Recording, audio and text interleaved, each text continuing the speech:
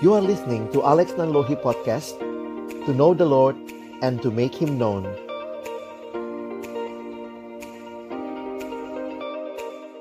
Tetapi kami mohon kepadamu ya Tuhan, tolong kami boleh menjadi pelaku-pelaku firman-Mu di dalam kehidupan kami, di dalam keseharian kami. Di dalam nama Tuhan kami Yesus Kristus, Sang Firman yang hidup, kami menyerahkan pemberitaan firman-Mu. Amin. Jemaat yang dikasihi Tuhan, pembacaan Alkitab hari ini diambil di dalam Injil Lukas pasal yang ke-18. Injil Lukas pasal yang ke-18 ayat yang ke-9 sampai dengan ayat yang ke-14. Dan kita akan membacanya di dalam dibacakan dalam bahasa Mandarin dan kita bisa mengikuti di dalam Alkitab kita masing-masing.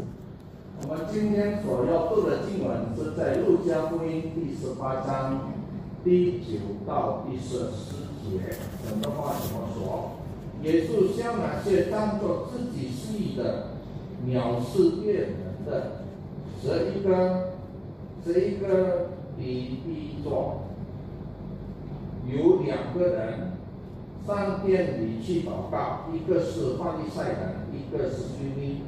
法利赛人站着，自言自语的祷告说：“神啊，我感谢你，我不向别人勒索故意，奸淫，也不像这个税吏。我有一个礼拜金色粮食，凡我所得的，都献上1/4。”那税吏远远的站着，连寂寞望天也不敢，只嘴说相说：“神啊，太可怜我这个罪人。我告诉你们，这人为妻了，比哪个人倒算为义了？因为凡自高的必降为卑，自卑的必升为高。”阿门。Demikianlah firman Tuhan bagi kita. Berbahagialah setiap kita yang bersedia mendengarkan, menyimpan dalam hatinya, dan memberlakukan dalam hidup kesehariannya. Haleluya.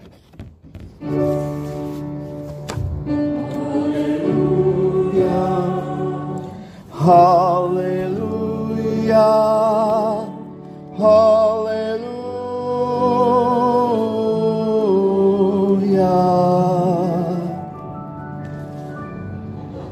Selamat pagi jemaat yang dikasihi Tuhan. Kita bersyukur kepada Tuhan untuk kesempatan beribadah pagi hari ini.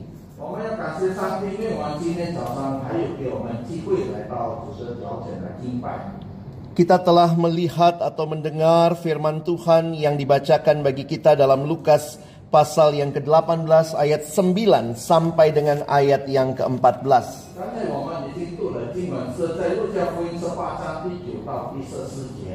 Mungkin bukan kali pertama kita mendengar hal ini karena seringkali juga dikhotbahkan bagian ini.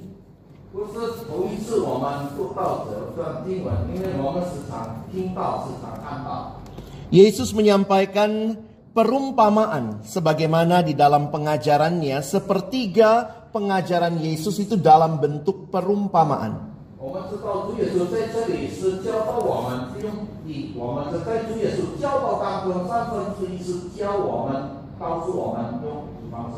Perumpamaan punya keunikan karena membuat kita ingat lebih lama karena ada contoh ataupun cerita yang diberikan.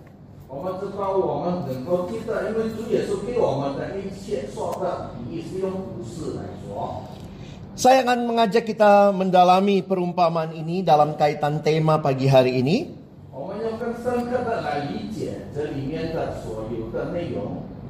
Ada sebuah ungkapan di dalam bahasa Inggris yang mengatakan, "What is the heart of the problem? The heart of the problem is the problem of the heart."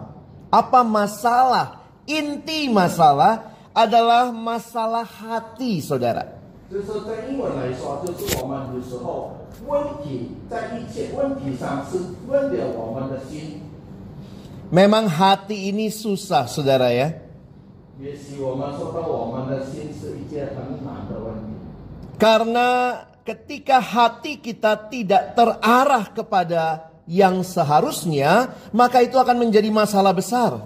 只是我们的心不是追踪到一个目标的话，我们就是有问题的时候。 Tidak heran di dalam perjanjian lama diingatkan, jagalah hatimu dengan segala kewaspadaan karena dari situlah terpancar kehidupan. 就是在旧约告诉我们，我们要保守、经守我们的心，在哪边我们能够发出我们的生活、我们的信心。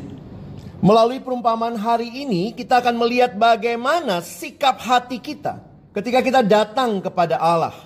今天我们能够看到，今天我们来到主的脚前，我们的心态如何？ Di dalam perumpamaan yang kita baca, kita menemukan ada dua orang yang Yesus gambarkan. 在我们所读的经文当中，主耶稣给我们的提示有两位人、两种人。 Apa persamaan kedua orang ini? 这两种人的同方式是什么呢？ Keduanya pergi ke bait Allah untuk berdoa. 他们两个一样同行，都是到教会到那个会堂里面去祷告。 Dan kita lihat yang pertama, orang Farisi. 我们看头一个人是法利赛人， Orang Farisi adalah orang yang memegang hukum Taurat dengan begitu kuatnya, begitu melakukan sesuai dengan apa yang tertulis di dalamnya. 我们知道法利赛人他们能经守律法，他们所行的一切是合理律法的一些行动。 Jadi ini orang yang sangat melakukan kewajiban agama. 这种人，他真正的经守他所信仰的一种的信仰。 Dan yang kedua, kita menemukan tentang pemungut cukai. 我们第二个人，我们看到是税吏。 Siapakah pemungut cukai? 税吏是谁呢？ Pemungut cukai adalah orang Yahudi, tetapi bekerja pada pemerintah Romawi untuk memungut pajak dari orang-orang sesama Yahudi. 这个税吏是犹太人，但是他在罗马帝国里面，他是收一些税的人。 Dan menariknya, orang-orang Farisi, orang pemungut cukai ini seringkali memungut lebih banyak dari apa yang seharusnya. 其实这种税吏，他有时候收的一些钱比他应该收的更多。 Tidak heran kalau saudara membaca tentang pemungut cukai, ini adalah kaum yang tidak disukai oleh sesama orang Yahudi. 我们知道，就是因为他是时常收人家的税，别人不喜欢。 Karena bekerja untuk penjajah Romawi. 因为他们为罗马帝国而做。 Yesus menceritakan perumpamaan ini tentang dua orang ini. 主耶稣在这里的比喻是说起这两位人。 Tapi jangan lupa, perhatikan ayat 9. 我们注意到第9节， Apa tujuan perumpamaan ini diceritakan? 在这里的意义是在哪里呢？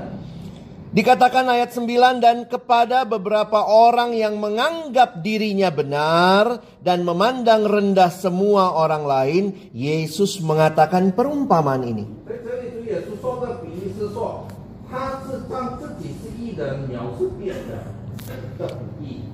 Jadi saudara bisa menangkap bagaimana Yesus ingin menegaskan fakta ini dengan melalui perumpamaan. 在这里也是要强调在整个比喻当中的意义。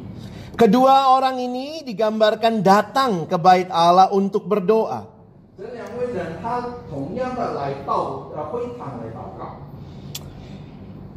Bagaimana masalah hati? Saya kaitkan ini dengan perhatikan ayat yang ke-11. 说起我们的心，我们看到第11节来看。 Karena kalau kita bayangkan, mungkin selama ini banyak dari kita yang berpikir orang ini mengucapkan doanya secara lantang. Tapi perhatikan ayat 11. Dia berdoa dalam hatinya. 在11节我们会看到他用他自己心里说的话。 Ini yang saya katakan tadi saudara, hati itu sangat penting. 在这里我讲到说我们的心很重要。 Yesus menceritakan ini dalam sebuah perumpamaan menunjukkan kepada kita bahwa apa yang ada di dalam hati itu sangat penting. 在这里，主耶稣的比喻说，告诉我们，如果我们在里面的心很重要。 Mari kita lihat yang pertama ini, sikap hati yang salah yang dimiliki oleh orang Farisi ini. 我们第一看到这个法利赛人的心的错误在哪里？ Ketika dia berdoa, ia mengatakan kalau dia tidak sama dengan pemungut cukai. 他可以说他不像跟罪人一样，跟别人一样。 Bahkan kalau saudara lihat apa yang dipaparkan di sini adalah semua hal berkaitan dengan kewajiban agama yang dia telah lakukan. 这里我们能够看到他所行的一切是他在他自己的信仰宗教里面的教导。 Bukan perampok, bukan orang lalim, bukan pesinah, bukan juga seperti pemungut cukai ini. 他说的我不勒索，我不行不义的，奸淫也不像这个税吏。 Jadi kalau saudara bayangkan, jangan bayangkan wah ini sangat negatif. Ini orang baik saudara, ini orang baik. 如果我们看到这个，不要看到我们对复试来说，在负面来说，这个是好人。 Iya, kalau kita ketemu orang dia bukan perampok, bukan orang lalim, bukan pesinah, dia setia sama istrinya, itu orang baik atau bukan? 如果我们说到他不勒索人，他不讲到他不奸淫，他是一个好人吗？ Perhatikan lebih lanjut di ayat 12. Aku berpuasa 2 kali seminggu, aku memberikan 1/10 dari segala penghasilanku. 所以这里我们能够看到第12节，他说我每个礼拜就是禁食2次，反而他减少1/4。 Tapi masalahnya ada di mana saudara?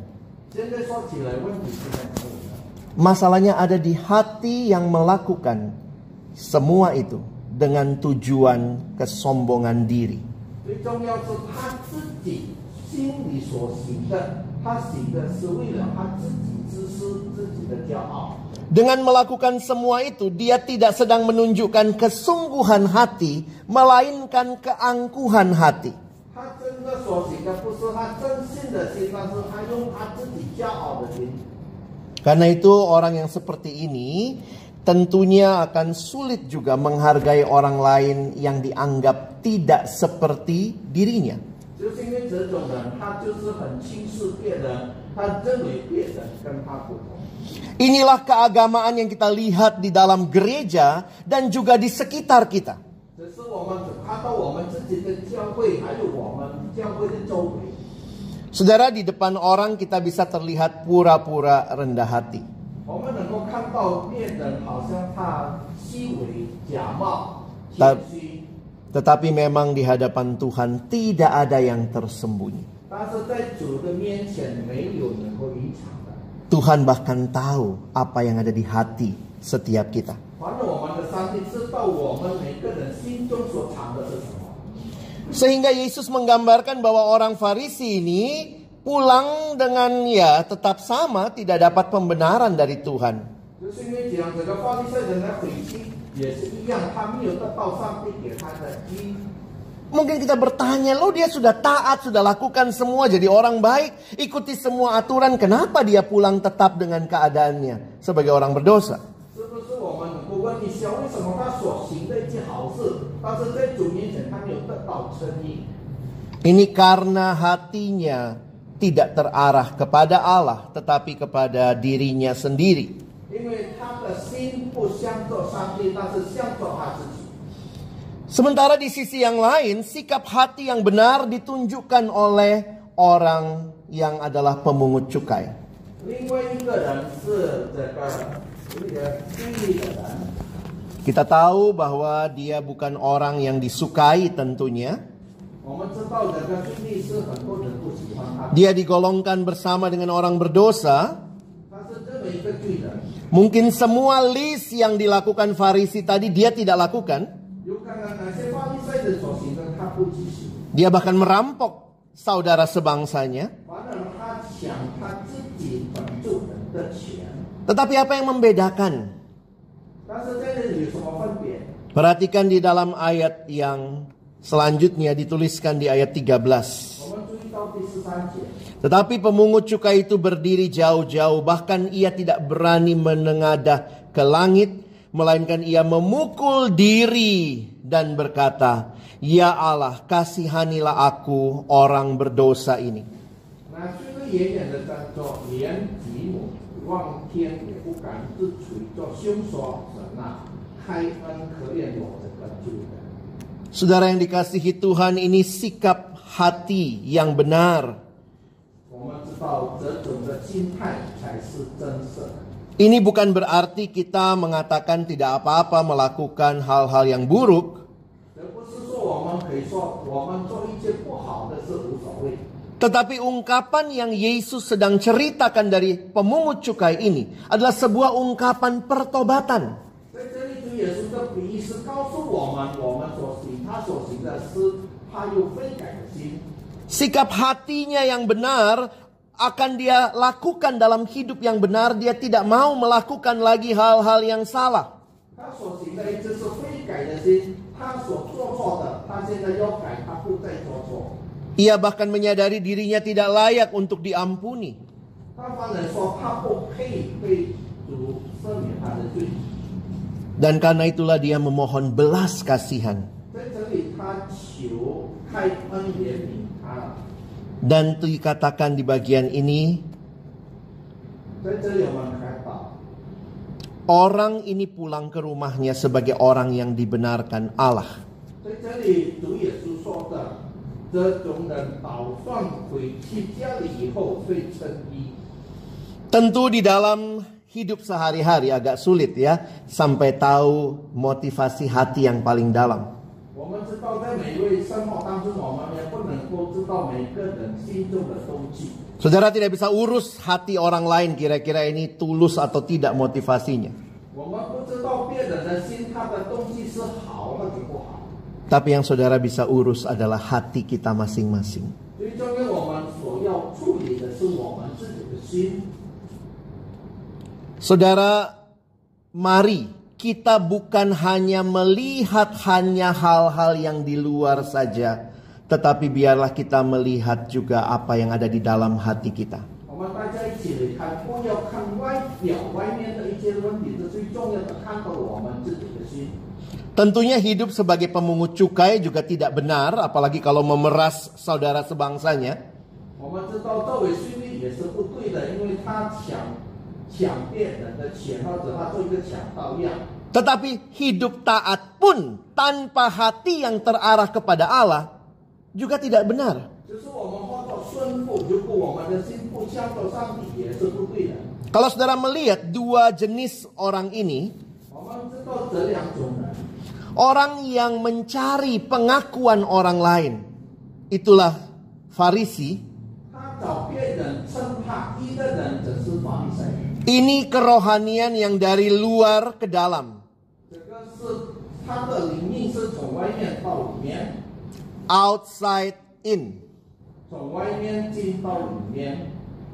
Sehingga dia akan terus mencari pengakuan orang dari luar untuk meneguhkan bahwa memang aku orang baik. 就是他找别人看到他是一个好人， Kalau dia melayani supaya dilihat orang. 他所行动、他所施工的，他认为他是好人。 Kalau dia melayani maka kalimatnya bisa begini saudara, kalau tidak ada saya nggak jalan semua ini. 他可以称义说，如果没有我，这些施工不能行。 Kalau pelayanan pinginnya dilihat orang. 这些施工是要被别人看到。 Karena pengakuan yang di luar itu yang dia anggap akan meneguhkan dirinya di dalam. 别人所看到的要称为他是义人。 Pelayanan semacam ini, hidup semacam ini adalah hidup yang munafik. 这种的是虚伪的生活， Berbeda dengan pemungut cukai, 不同跟那个税吏。 seharusnya inilah sikap hati, kerohanian yang sejati. 这种的行动，这种的心，真正的它是真实的灵命， Dimulai dari dalam, 从里面开始， lalu mengalir keluar. 就流露到外面去。 Sehingga kita tidak menjadi orang yang mencari-cari pengakuan, 只是我们没有找别人称我们的义， tapi orang yang pertama-tama dan terlebih dulu menikmati penebusan Allah. 最重要，我们自己先享受到主的赦免、主的怜悯。Kenapa saya bicara penebusan? Tadi bicara dengan penerjemah bahwa istilah yang muncul di ayat yang ke-14, ayat yang ke-13, ya Allah, ini doanya pemungut cukai, kasihanilah. Di situ dipakai kata have mercy. Itu berkaitan dengan pengampunan, penebusan.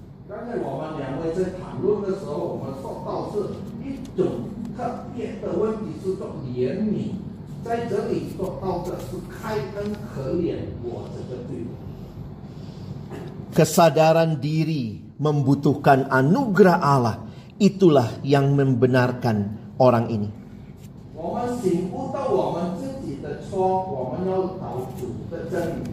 Bukan apa yang dia sudah lakukan, karena dia tahu dia tidak melakukan yang benar, tetapi apa yang Tuhan lakukan itu yang dia butuhkan.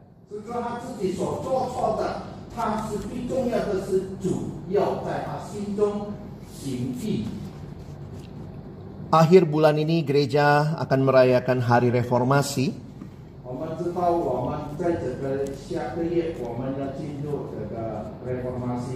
Dan salah satu semboyan reformasi adalah sola gratia, hanya karena anugerah. Bukan karena apa yang saya lakukan bagi Allah, tetapi apa yang Allah lakukan bagi saya. Itulah keselamatan kita.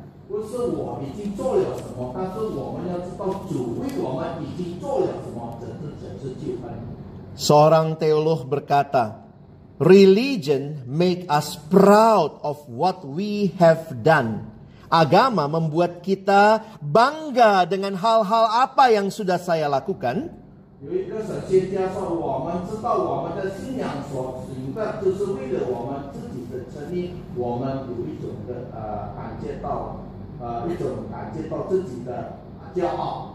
Tapi bedanya, Injil membuat kita bangga dengan apa yang Allah lakukan bagi kita. The gospel make us proud of what God has done for us.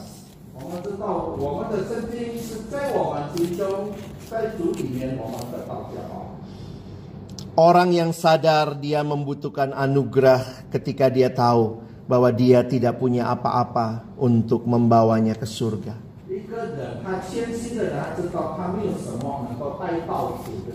Keselamatan bukan karena perbuatan baik.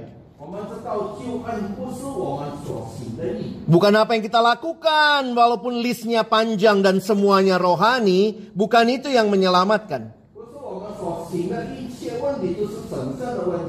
Tetapi hanya karya kanugerah Allah di kayu salib.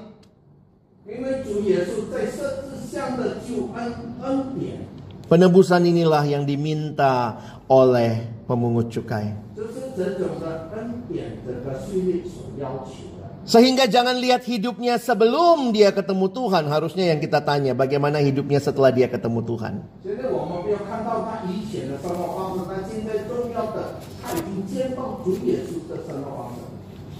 Ada yang bilang begini, kalau mau nolong orang yang hampir tenggelam, bagaimana cara nolongnya, saudara?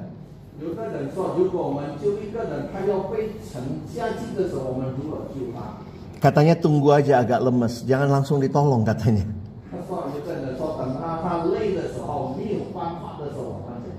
Kalau perlu tonjok biar pingsan dia.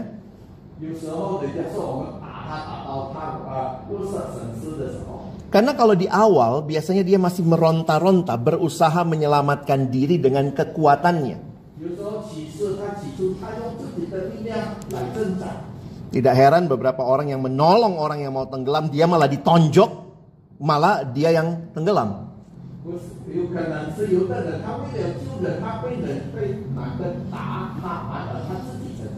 Jadi katanya tunggu agak lemes dikit biar enak bawanya. Sudah berserah dia ya.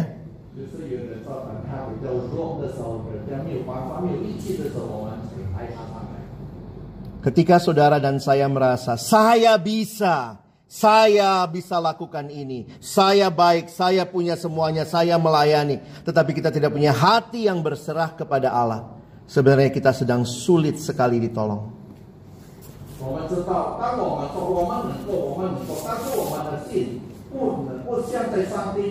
这个我们肯定不是上帝所要的。 Karena itu sebagai aplikasi hari ini saya ingin kita memikirkan dua hal.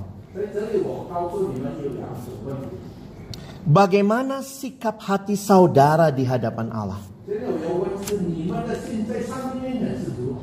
Belajar dari dua contoh jenis orang ini. Mari kita mengoreksi diri kita.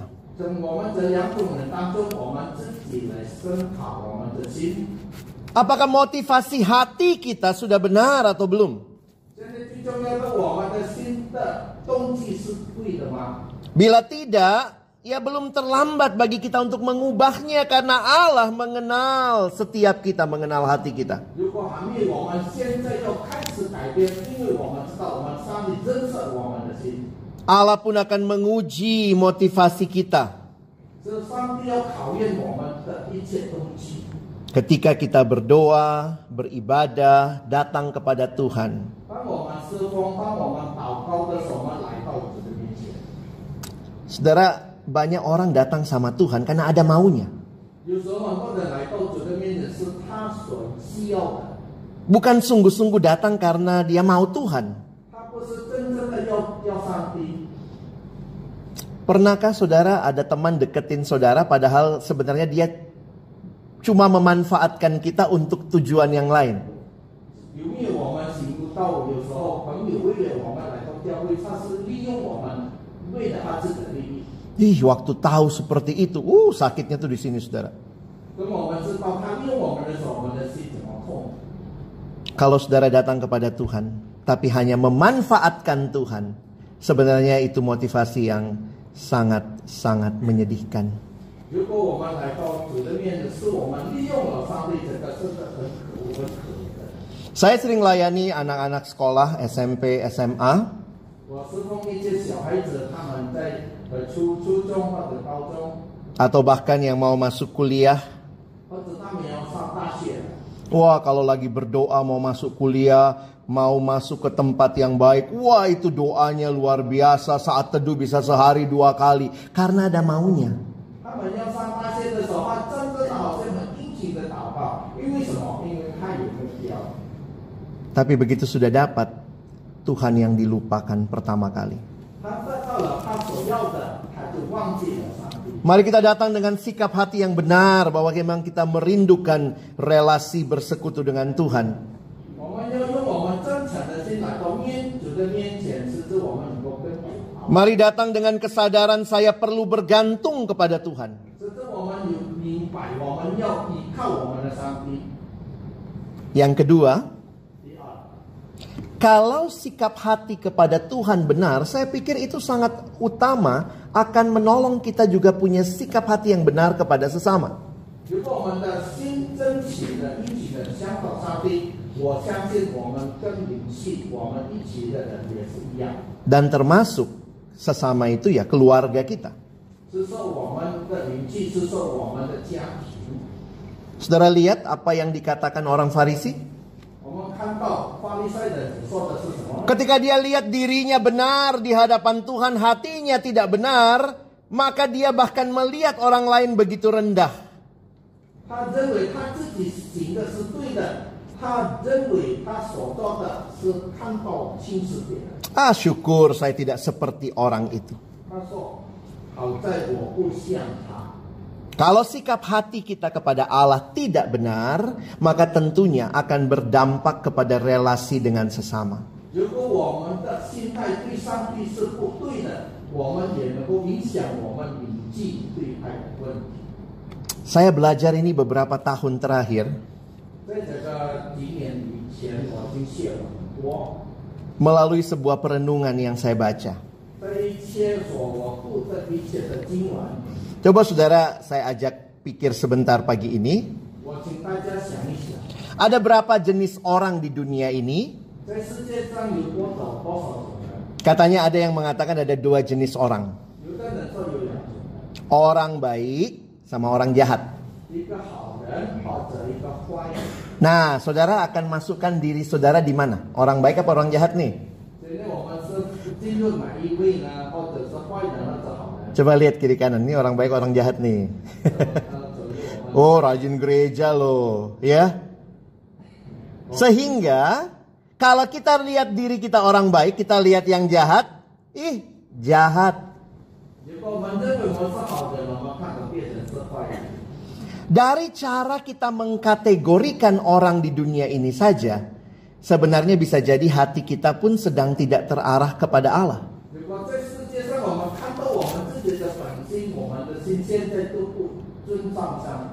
Kalau Injil membaharui hidup kita, bagaimana cara pandang kita?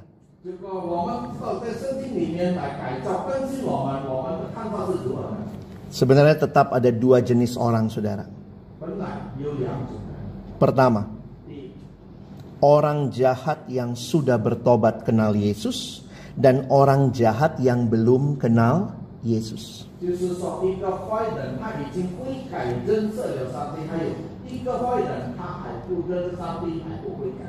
Pada dasarnya, kita semua berdosa, sama-sama orang jahat.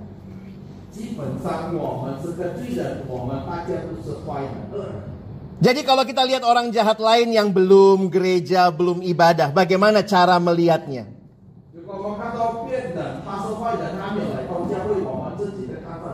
Jangan sombong, gua gereja, lu kagak gereja, neraka lo. Kita butuh mata yang penuh anugerah. Saya juga dulu sama jahatnya seperti kamu. Saya nggak lebih baik. Saya juga dulu nggak gereja kok. Atau saya gereja tapi nggak sungguh-sungguh. Saya juga orang jahat sama seperti kamu. Tetapi ketika anugerah Allah datang atas hidupku, saya diselamatkan. Ayo datang kepada Tuhan. Beda ya? Jangan begitu lihat orang, nggak gereja, lu jahat, lu nggak benar hidupnya. Kalau bukan anugerah Allah, saudara dan saya tidak lebih baik dari orang itu, bahkan mungkin lebih jahat.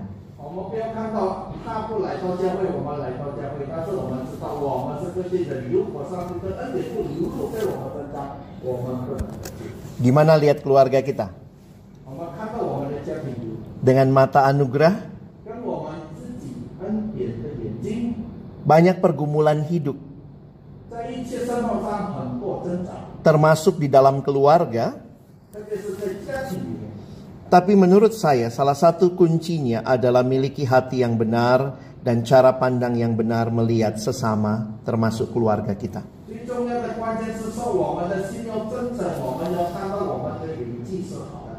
Saudara jangan merasa lebih benar, lebih baik hanya karena sudah ke gereja, sudah lakukan ini, sudah kasih persembahan, sudah ikut pelayanan.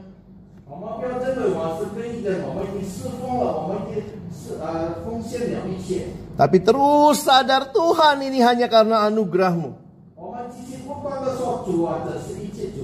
Sehingga kalau lihat keluarga kita belum sungguh-sungguh, belum pelayanan, belum masuk dalam gereja, mungkin masih ada kebiasaan buruk yang dilakukan, lihatlah dengan mata anugerah.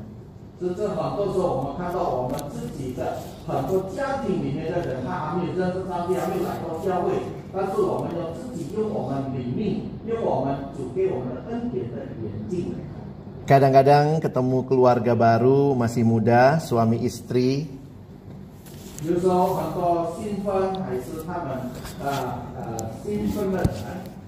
Di awal-awal itu penyesuaiannya kadang nggak mudah, saudara ya. Yang sudah menikah tahu. Tapi dalam beberapa kali konseling pernikahan saya harus katakan,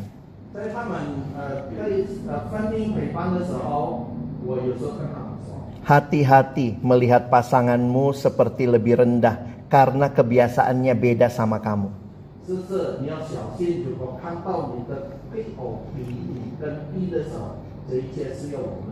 Kadang-kadang sederhana, saudara ya. Yang satu pencet odol dari tengah, yang satu dari belakang.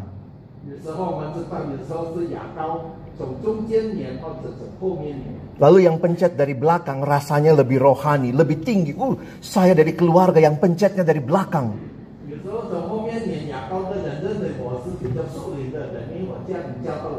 Kamu itu keluargamu nggak bener ya. Pencet dari tengah. Pantas papamu begitu, pantas mamamu begitu. Ternyata nggak efisien hidup.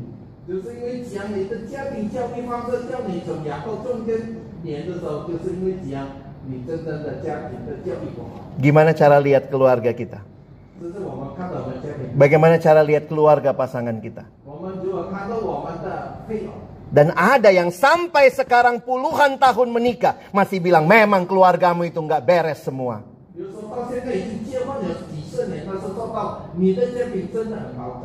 Keluargamu penuh pemungut cukai. Lihat keluargaku, berapa pendeta, berapa majelis, satu pimpin kor. Wah, semua keluarga kita Farisi.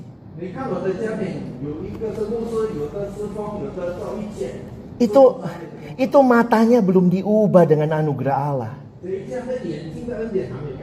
Harusnya makin kita melihat anugerah Allah, kita berkata, Tuhan, kiranya mereka juga alami yang saya alami.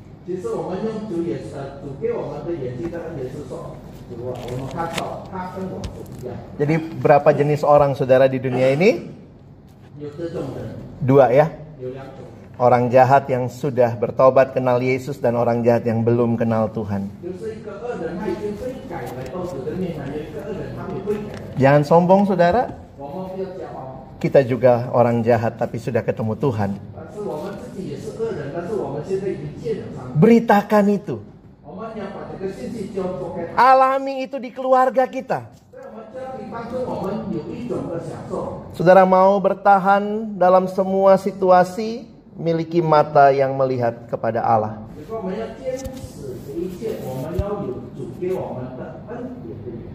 Kiranya Tuhan menolong kita boleh menjadi keluarga-keluarga yang hidup bagi Allah dan juga bagi sesama.